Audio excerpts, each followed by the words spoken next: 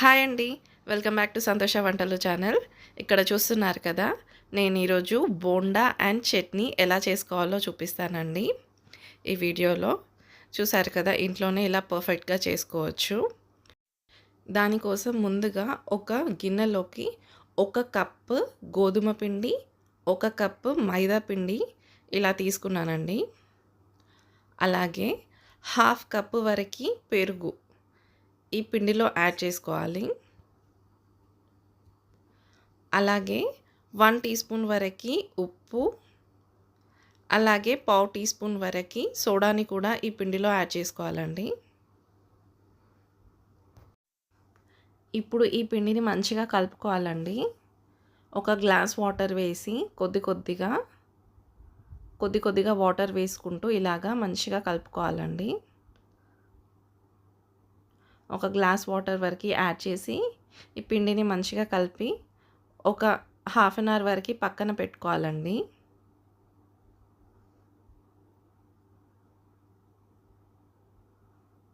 ఇక్కడ చూస్తున్నారు కదా! ఇలాగా కొద్దిగా వాటర్ వేసుకుంటూ 1 గ్లాస్ వరకు వాటర్ వేసి ఇలాగా కలిపి పక్కన పెట్టుకుంటున్నాను.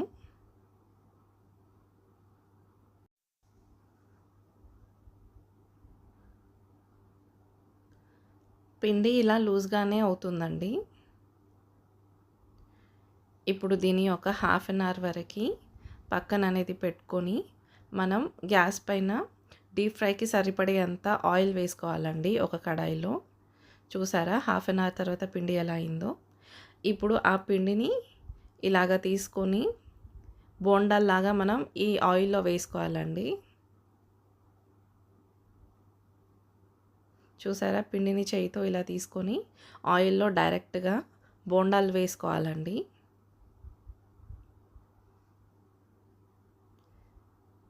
ఇవి మధ్యలో ఇలా కలుపుకుంటూ పిండి మంచిగా ఉడికేంత వరకు ఇలా ఆయిల్‌లో డీప్ ఫ్రై చేసుకోవడమేనండి. ఈ గ్యాస్ ఫ్లేమ్ అనేది మొత్తానికే హాఫ్ టు సిమ్‌లోనే పెట్టుకొని చేసుకోవాలండి డీప్ ఫ్రై అనేది.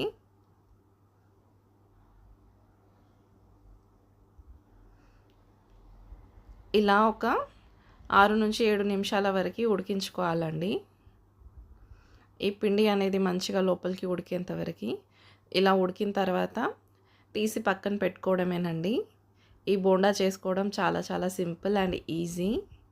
ఇంట్లోనే ఇలా టేస్టీగా చేసుకోవచ్చు. ఇక్కడ చూసారా మిగతా పిండిని కూడా ఇలాగ అన్ని బోండాలు వేసుకుంటున్నామండి.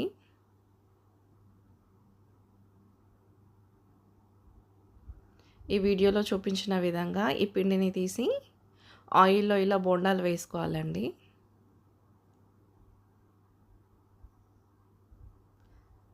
చాలా ఫాస్ట్‌గా, ఈజీగా చేసుకునే రెసిపీ అండి ఇది.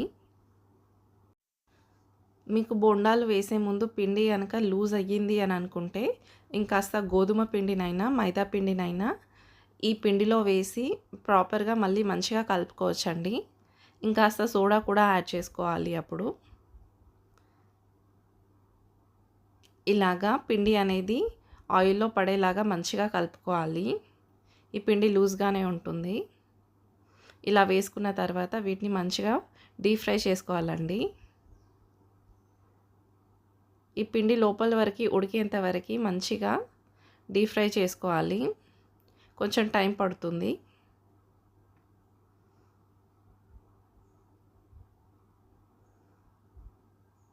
చూసారా ఎలా బయట చేసుకున్నట్టు ఎలా పర్ఫెక్ట్‌గా వచ్చాయో. ఇలా అన్నీ మరలేసుకుంటూ మంచిగా ఫ్రై చేసుకోవాలి. 2 వైపులా కాలేలాగా.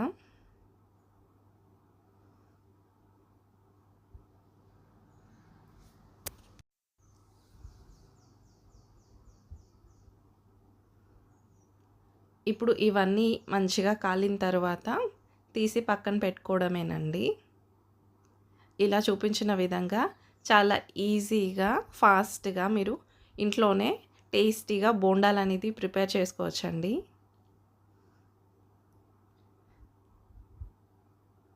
చూసారా ఎంత పర్ఫెక్ట్‌గా, ఎంత డెలిషియస్‌గా కనిపిస్తున్నాయో. చాలా చాలా సింపుల్ అండ్ ఈజీ.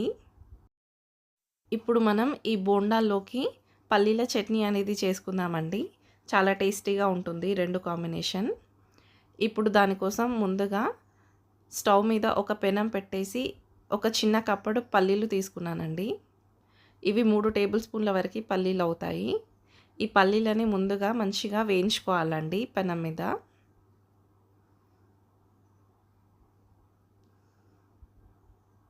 ఇవి మంచిగా వేగిపోయేంత వరకు ఈ పచ్చి పల్లీలని ఇలా వేయించుకుంటున్నాను.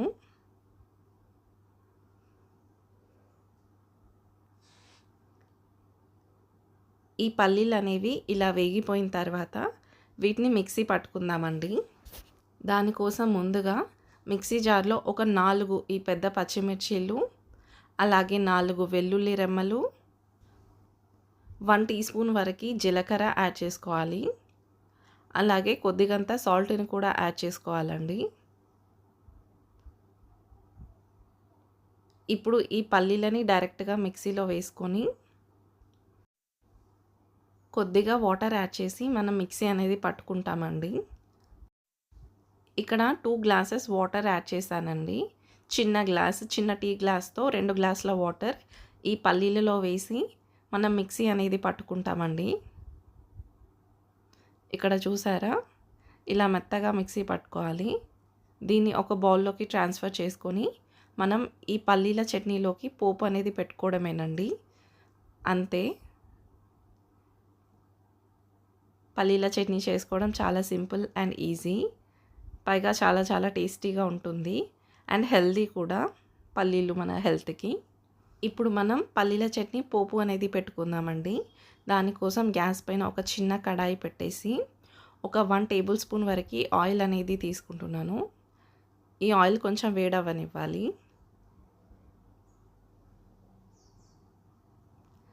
ఇలా వేడయిన తర్వాత 1/2 టీ స్పూన్ వరకు జీలకర్ర, అలాగే 1/2 టీ స్పూన్ వరకు ఆవాలు వేసుకుంటున్నాను ఇక్కడ. అలాగే 2 ఎండుమిర్చి ఇలా తుంచి వేసుకుంటున్నానండి.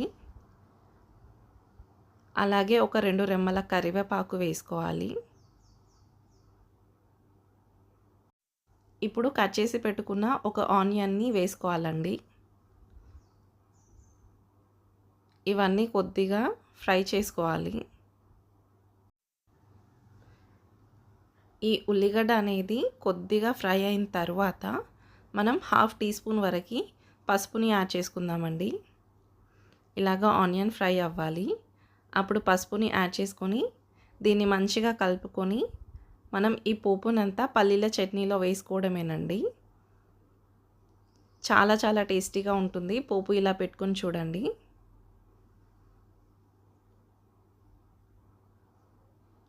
ఇలా డైరెక్ట్‌గా పల్లీల చట్నీలో వేసుకోవడమేనండి. ఇప్పుడు ఈ పోపుని మంచిగా కలుపుకోవాలండి. పల్లీల చట్నీ అంతా కలిసేలాగా. చూసారా ఎంత బాగా వచ్చిందో చట్నీ. తినడానికి కూడా చాలా చాలా బాగుంటుందండి. మీరు ఏదైనా ఫాస్ట్‌గా బ్రేక్‌ఫాస్ట్ చేసుకోవాలి అని అనుకుంటే ఇలాగ బోండా చట్నీ అనేది ఇంట్లో ట్రై చేయండి. చాలా చాలా ఈజీ అండ్ ఫాస్ట్‌గా అయిపోతుంది. పైగా చాలా టేస్టీగా కూడా ఉంటుంది. చూసారా చట్నీ ఎంత బాగుందో. అంతే అండి. మీరు కూడా ఇలాగా బోండా అండ్ చట్నీ మీ ఇంట్లో ట్రై చేయండి. Thank you for watching my video. Please subscribe to my channel. Take care. By by.